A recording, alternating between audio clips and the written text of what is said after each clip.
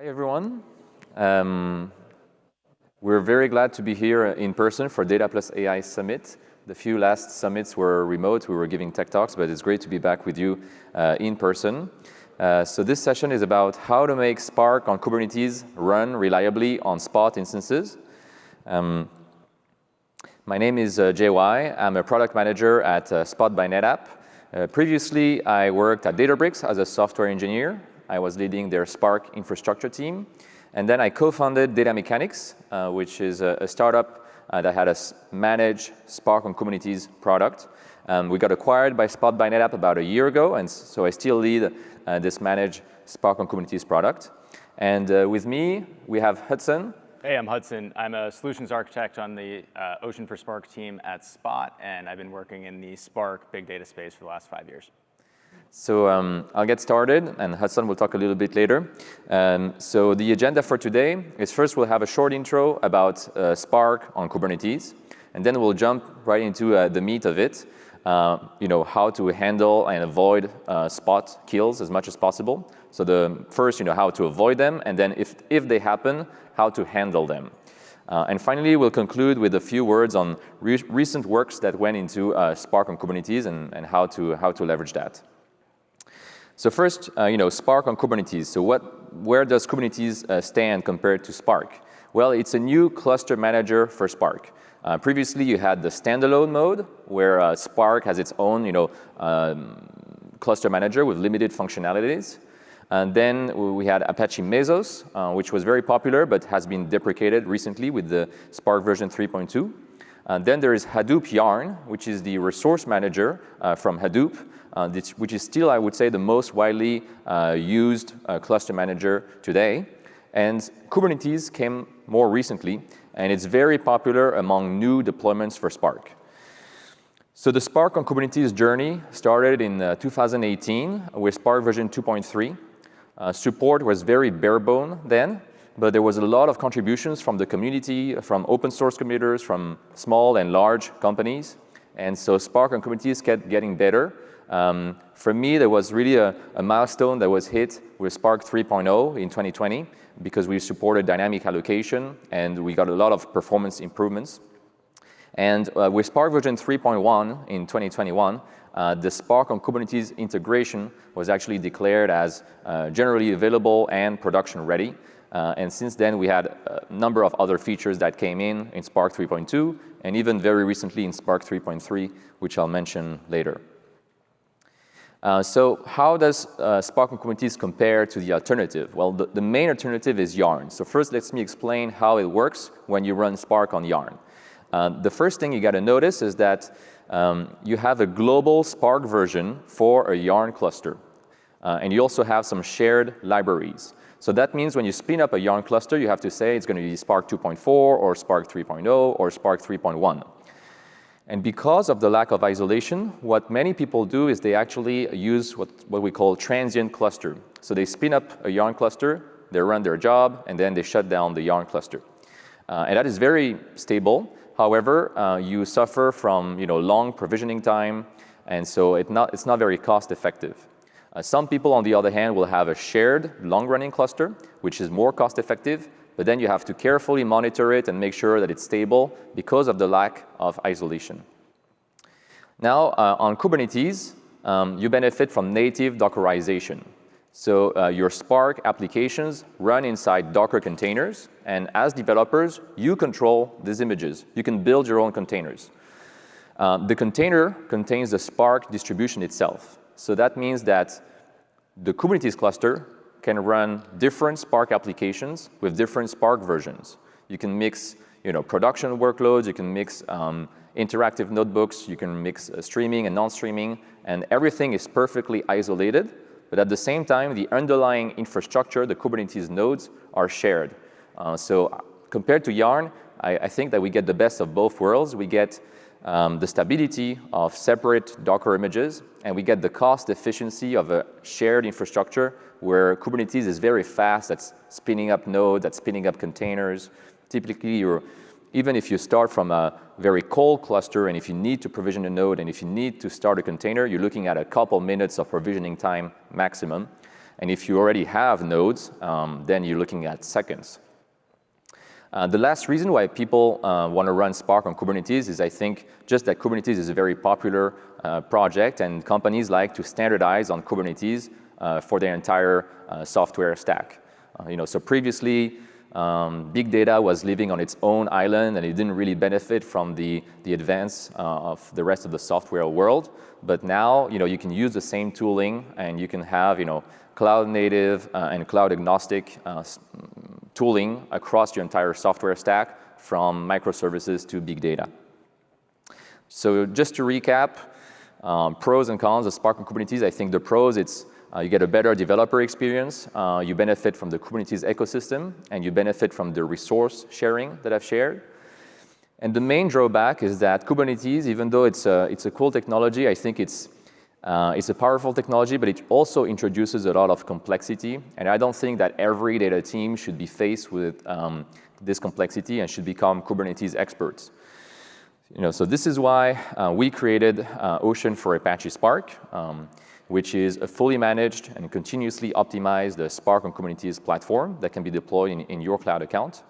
This isn't the topic of today's talk, but just to describe at a high level, basically you can submit Spark applications to this product either through Jupyter Notebooks or through schedulers like Airflow, Jenkins, and others, or by talking to our REST API directly. Then the Dockerized Spark applications run on a Kubernetes cluster in your cloud account, in your VPC. You can monitor their progress through a UI where you can see the logs, the Spark UI, etc. And the Spot backend will take care of automatically scaling the Kubernetes cluster up and down based on the load, and will take care of optimizing the performance as much as possible. So we've been doing this for about 4 years now, and we've learned a lot about how to make Spark run reliably on Spot instances. And so this is what I would like to share with you today. So the first thing that when you run on Spot instances, the first thing you might wonder is, can we avoid Spot interruptions in the first place? So a little primer, I guess, on Spot instances or Spot VMs.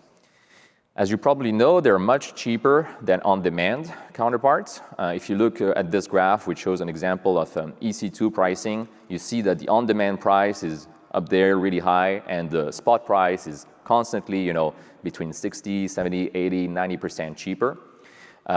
It used not to be like that. It used to be on Amazon that you get these spikes and where the spot price would go very high.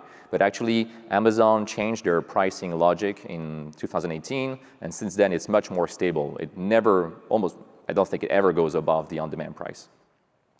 However, what is still true is that when you request Spot instances, you're not guaranteed to get them. You might make a request and the cloud provider may say, no, we don't have capacity. Or it might give you the instance, and in a few minutes or in a few hours, it could take it back because it needs that capacity. And the other thing that's important to realize, and you see it on the graph, is that it isn't just one spot market. You have a big number of independent spot markets. So for each instance type, for each region, for each availability zone within that region is an independent spot market. So maybe right now there is no capacity for M5X large in US East 1A, but there is capacity for M5X large in US East 1B. So that is something that we can leverage. So what happens when we get a spot interruption, also called spot kill? Well, it depends. If you are losing the Spark driver, then it's game over, because the driver is the brain of your application, and if you lose it, the Spark application just fails and you'll need to restart it from the get-go. If you lose an executor, however, Spark can recover from it. That's something that's been designed from the early days, even before Spark ran really in the cloud. It was designed just to be resilient to an executor lost. So what happens is, if there were some tasks that were being executed on this executor, the task will need to be scheduled on another executor. And if you had tasks that had already completed and they had produced shuffle files, which are intermediate results, well, these shuffle files might be lost, and so you might need to recompute work. So overall, the Spark application is resilient. It will continue, but you will lose some work, and you'll need to recompute that work, and that's not ideal, obviously. So now that we know that, what should we do? Well, the first thing is obviously the Spark driver. It's better to put it on an on-demand instance. The Spark driver is typically very small, doesn't need a lot of resources, so it shouldn't impact your cost by a lot.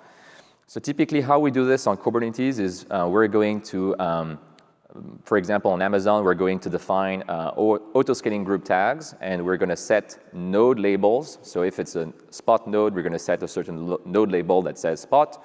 If it's an on-demand, we're going to set a node label that says on-demand. And then in your Spark application spec, you can set a node selector so that you say, OK, the driver pod can only run on-demand, and the executors can only run on Spot. And that acts as a strong requirement. So this is how your cluster could look like when you do this. Let's say that you say the driver needs to run on demand and the executors needs to run on Spot. Maybe you set additional selectors to say the driver should run on M5 large and the executors should run on R5X large. And then you will get a cluster that looks like this.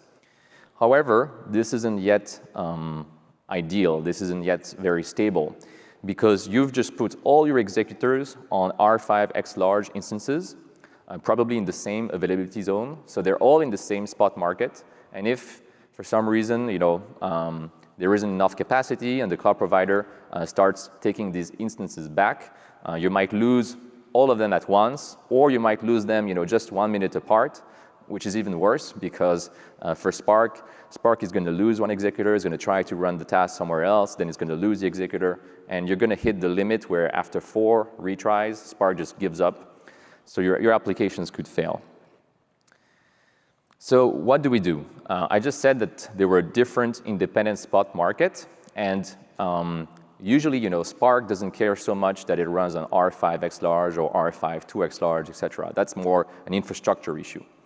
Spot by NetApp has developed technology that can score in real time each spot market, so each AZ, each instance type. They do that not based on the price, because the price isn't such a great predictor, but they do that based on all the customers they have, and basically they build their entire company around this technology. That's why the company is called Spot. But so they're able to say that in US West 2A, the M4 large is a lot more stable, is a lot more guaranteed to be available than, for example, the M5N large. And they're even able to predict this over a period of time using some machine learning algorithms. So once we know this, what are we going to do? Well, instead of targeting just a specific instance type like R5X large, you could, for example, target an instance family and say, I want my executors to run on instances from the R5 family.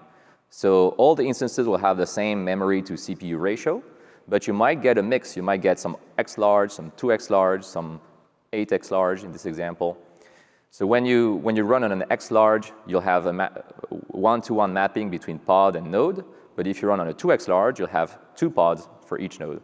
And that's something that Kubernetes gives you, because it was designed to have this abstraction layer between pods, containers, and nodes, VMs. And so it will do this transparently. You don't need to tell him how to do it. In this case, in our API, you can just say, I want R5. Or you could even say, I don't care at all. Just give me the instances that are best available for my workload. I would say there is one limitation to pay attention to, because I've been talking about availability zones. And I recommend to actually put all the pods that belong to a given application on the same AZ. Otherwise, if you have certain executors in AZ-A and certain executors in AZ-B and the driver somewhere else, you're going to see a lot of network transfer between these pods. And the cloud provider, they charge a fee when you transfer data between AZ. And even besides the fee, the network bandwidth isn't as good. So you will suffer twice. You will suffer from less performance and from additional costs. So for this reason, what we do is, within a Spark application, all the executors should run in the same AZ as the driver. But remember that on a Kubernetes cluster, you can run dozens or hundreds of Spark applications at the same time. So one application will go to AZ-A, one application will go to AZ-B. So you'll still benefit from multiple AZ. It's just that within a Spark application, you should stick to a single AZ. I think Hudson will now talk to you about an experiment we run. So we wanted to run an experiment to test the effectiveness of this flexible spot instance selection versus targeting a specific instance type. So we configured a really simple application, 10 executors with 4 cores each, and effectively each core was just sleeping for 55 minutes. So we had 2 applications. One application with a static configuration, so targeting a specific instance type in a single availability zone, in this instance, M5X large and EU West 1A. The second application, we utilized this flexible instance selection capabilities. So any instance within the M5 family, whether it's an M5X large, an M5 2X large, or half of an M5 4X large, within any availability zone in the region EU West 1. And the specific instance type is actually determined at runtime. So we ran this application every hour for 2 weeks, and this is what we were able to find. So as you can see, the average number of spot kills for the static configured application was about 3 kills per application, and an average application duration of 1 hour and 20 minutes. And the optimized configuration, where we were determining the specific instance type at runtime, was only receiving 0.65 spot kills per application and a duration of 1 hour and 5 minutes. So a pretty significant decrease in the number of spot kills, going down 79%. One thing we want to note here that we did take these apps were specifically running during business hours, so Monday to Friday, 9 to 5 during European hours. And the reason we chose this is because that's when you see the most volatility in terms of price, availability, and in general, spot kills during those business hours. OK, so we've determined that spot kills are bad, or one of the, at least, limitations of using spot instances, and we want to avoid them as much as possible. However, there's many instances where we can't avoid spot kills. So we're going to talk about 2 techniques to limit the recovery time of a Spark application as a result of a spot kill. So the first one is Graceful Executor Decommissioning. So Graceful Executor Decommissioning was released as a part of Spark 3.1. So effectively what happens during a spot kill, the cloud provider will send a notification to the executor or the node saying, we're going to be detaching this node from the cluster. In AWS, that grace period is about 120 seconds. On GCP and Azure, it's about 30 seconds.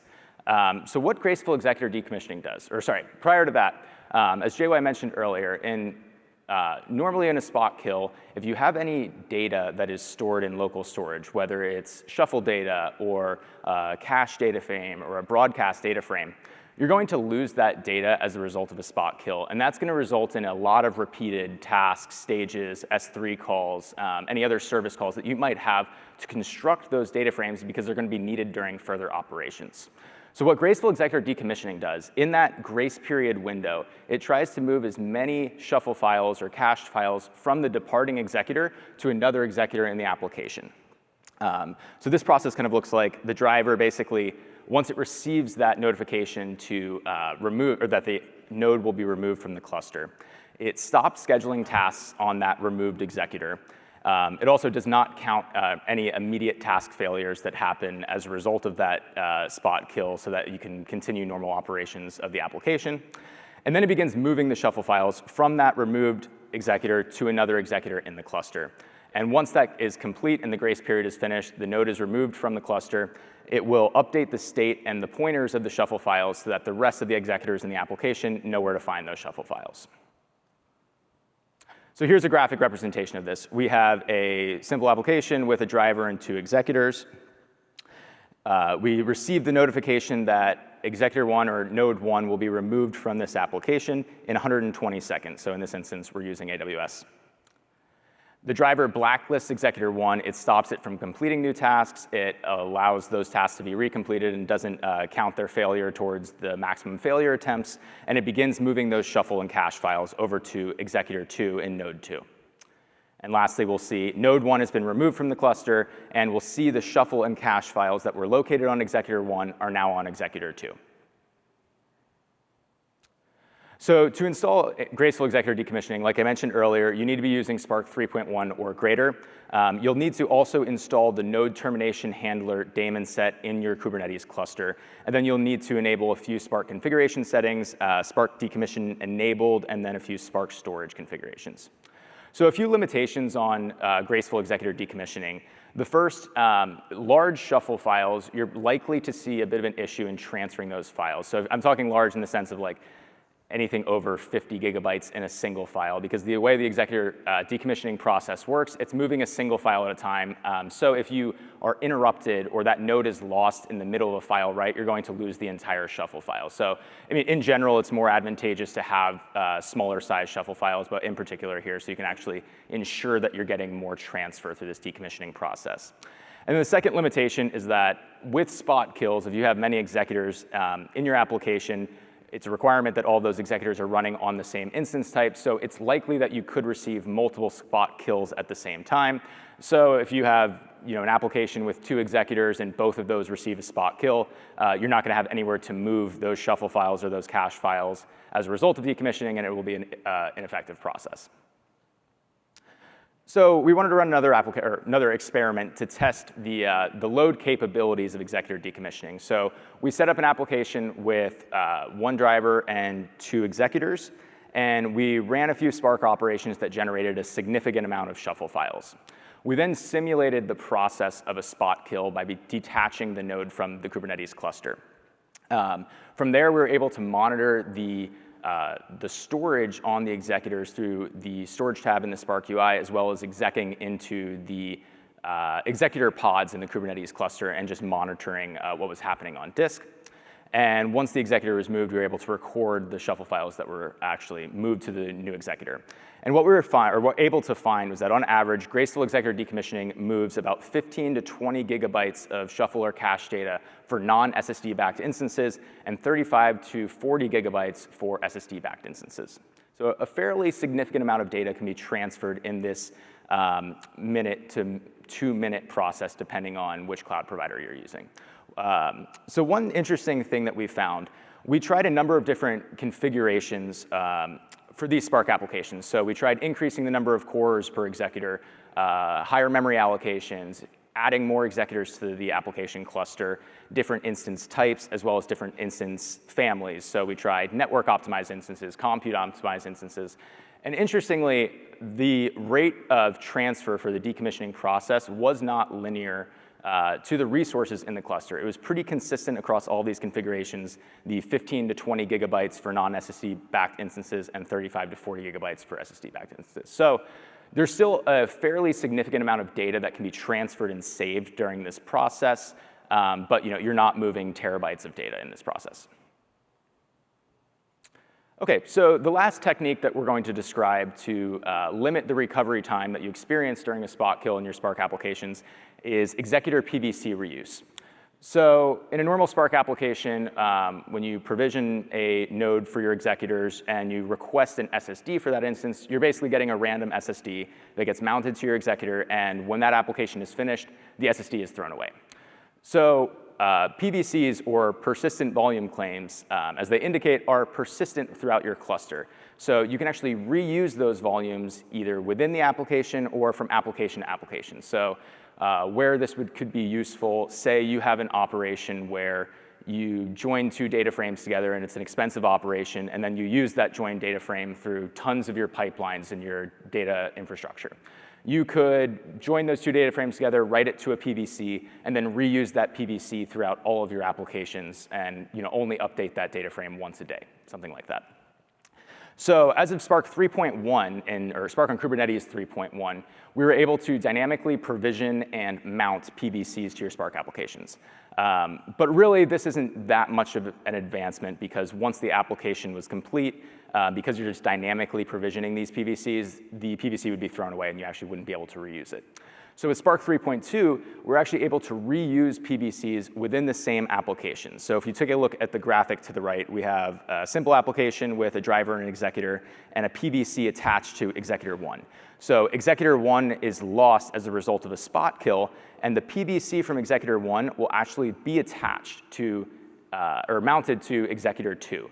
So you're not losing any data in this process. You're basically picking up exactly where Executor 1 left off. You're really just experiencing a 60 to 90% or 90-second delay. Really, it could be an immediate delay. If you have a node already in your Kubernetes cluster, this could be a 3-second pause time in your application. Or it could be a few minutes, depending on the time it takes to fetch that node from your cloud provider.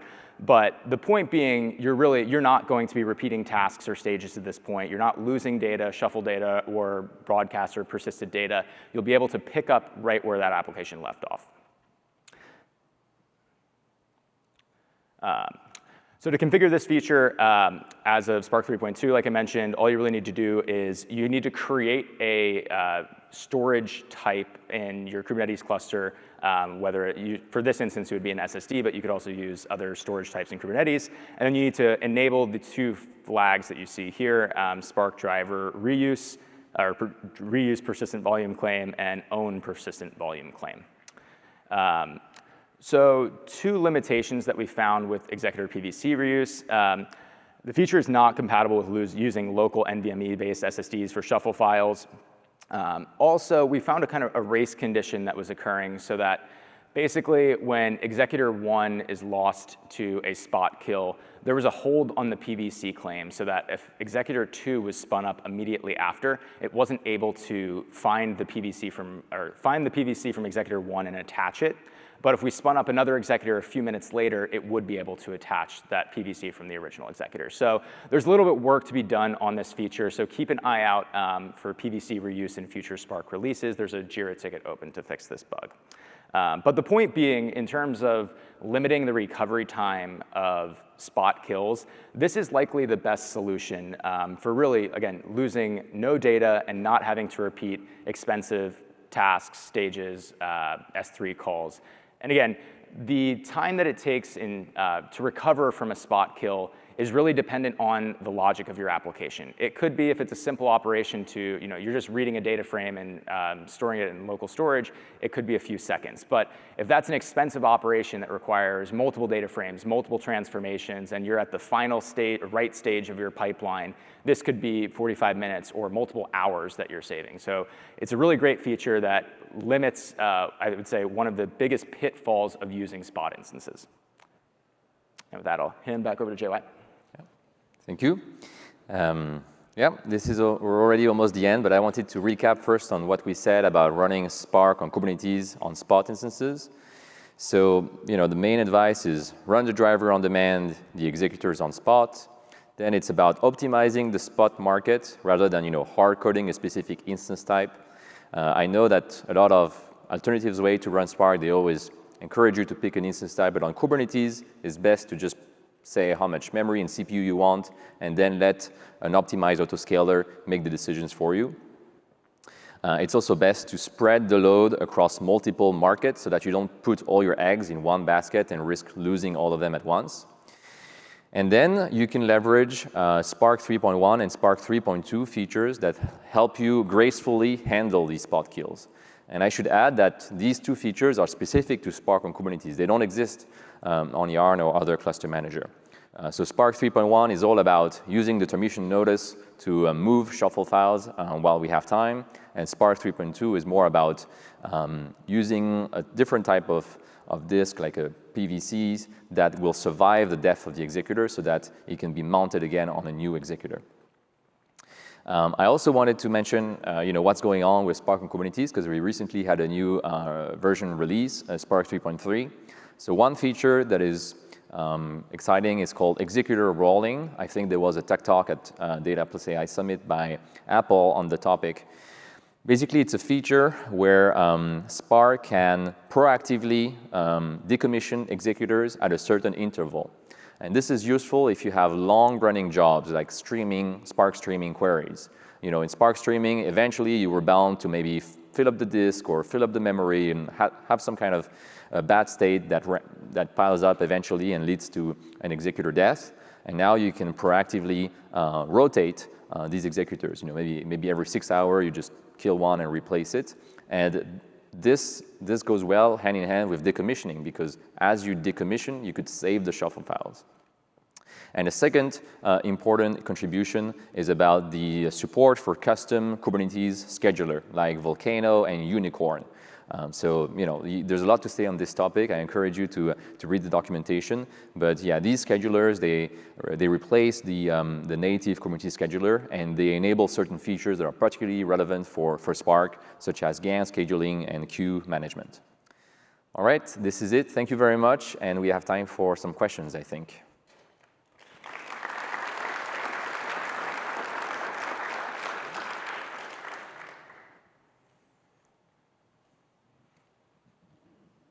Hi, hello. Thank you very much for the session. A small question, please. You mentioned on one hand that we should run a Spark application in a single availability zone, and on the other, that we should try to not to be dependent on a single availability zone. Is there a way within a single cluster which contains driver and many other, many executors, to determine per application on which pods and in which availability zone to run? Or you mean by the fact that you should stay within a single availability zone per application, that actually each application needs its own cluster? Yeah, great question. I can answer. So typically on Kubernetes, you're going to have one long-running Kubernetes cluster where you are going to submit dozens, hundreds of all your Spark applications on it. Each Spark application consists of one driver and a set of executor. And what we recommend is that for a given application, let's say one driver and 4 executors, we add some affinity rule, for example, so that they all go to the same availability zone. But typically, you might have many applications running at the same time. So application A will go to AZ-A, and application B will go to AZ-2, et cetera, et cetera. So the cluster is multi-AZ. Each Spark application running on the cluster will go to a single AZ. And you could pick that at random, or you could pick that based on some heuristics. That's what we do at Spot by NetApp. Hi, great talk, thank you. Regarding the decommissioning process, you said that shuffle files and cached RDDs are moved to a different executor. What about data that is in memory, RDDs that are still in memory, caches that are still in memory? Are they also moved into files on other executors? I think Not that I know of. I think they do not, indeed. Basically, it's the block manager from Spark who instantiates the process of moving files. And I believe that it will look at shuffle files, at RDDs, and at cache data blocks, but only if they're cached on disk. It'd be a pretty expensive operation if you had a data frame of any size. So I don't know, just because you're given such a limited window of, again, 30 seconds GCP Azure, 120 seconds on AWS. So if you had a small data frame, sure. You could also write a script that could maybe, as your executor is shutting down, writing that to local storage, and then that would be moved as a result of that process. But for the most part, I think you would rely on local storage. It might be something that could come up. We can open up a ticket and improve that in open source, yeah. All right? Great. Thank you very much, everyone. Thank you.